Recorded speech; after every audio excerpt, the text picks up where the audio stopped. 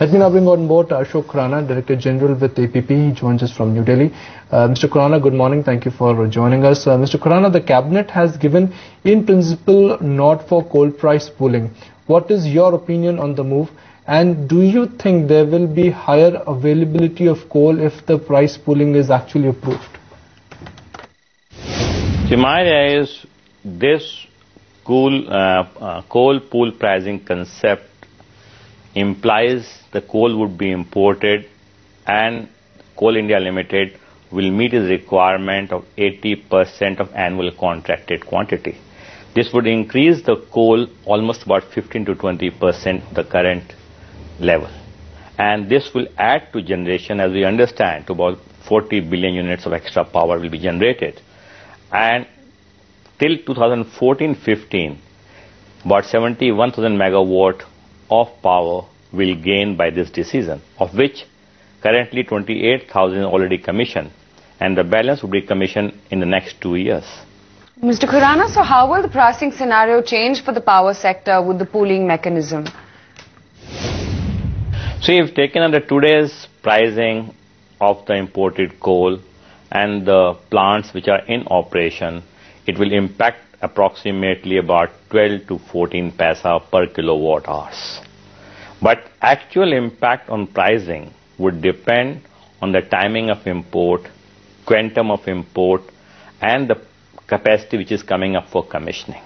But it will not be very significant, frankly speaking, when you see on the opposite side the benefits which flow out of this. Because if you do not do this coal price pooling, the situation on the ground is that this 71,000 megawatt of power will remain stranded and will not generate beyond about 50% of plant load factor. Ashok, the modalities will take time to come into place, but what do you think is the best formula for pricing, for price pooling?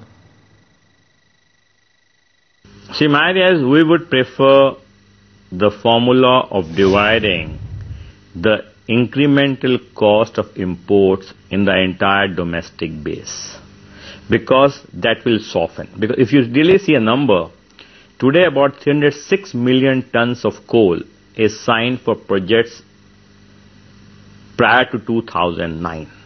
Now, if we take away that from the pool for price pooling, then you basically have only 25 million tons of coal left on the other side. The price impact then would be almost about 90 paisa a unit. Now, moment you have that impact on pricing, SCBs will not be willing to buy, and these plants will not come under merit order dispatch.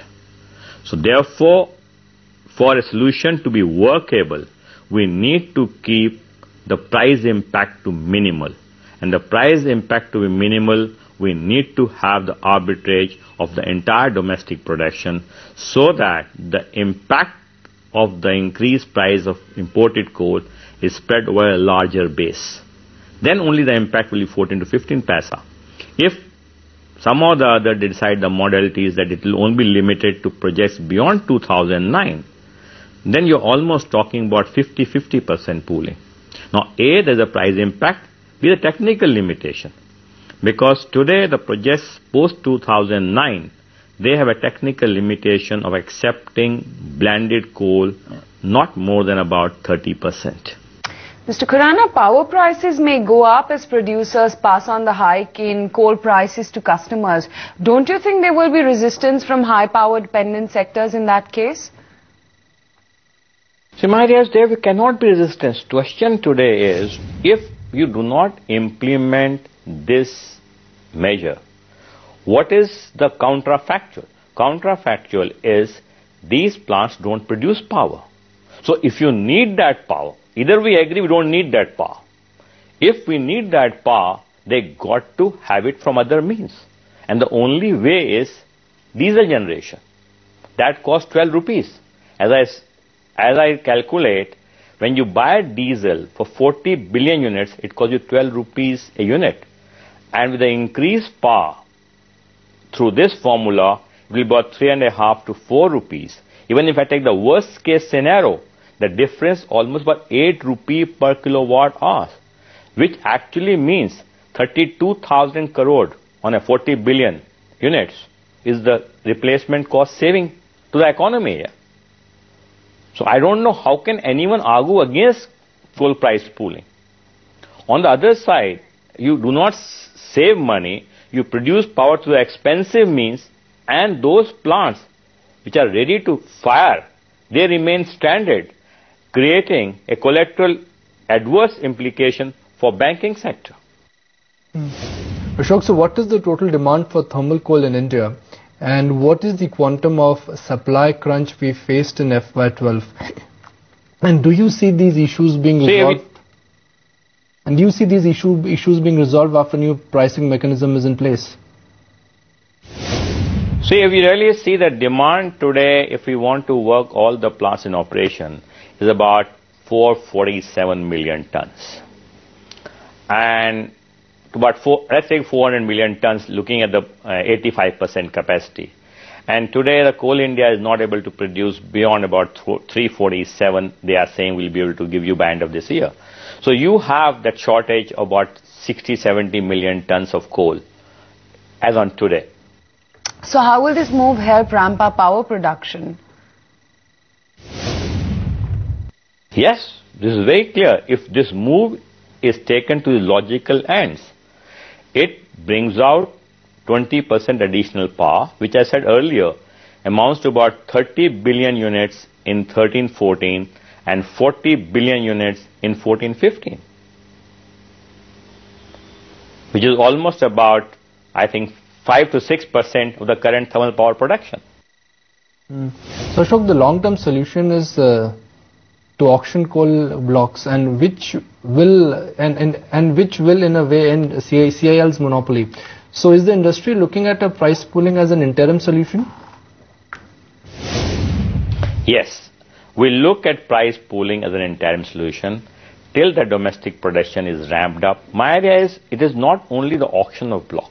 You got to break the Coal India monopoly.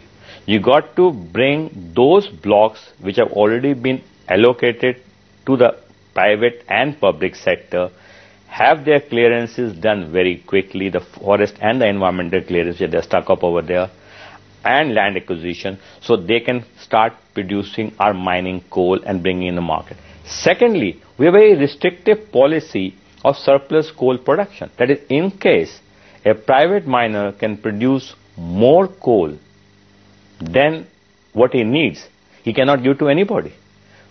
He only leaves it in the Mother Earth, because Coal India, or the coal policy today says, you have to give it back to us at price at Coal India. Now, he may be having mining costs higher than that. There is no incentive for him to produce more. Coal India basically today produces approximately 28 to 30% of the reserves. Now, in the present mining techniques, enhanced mining techniques, and more capital investment, you can take that ratio from 28-29% to almost about 40%.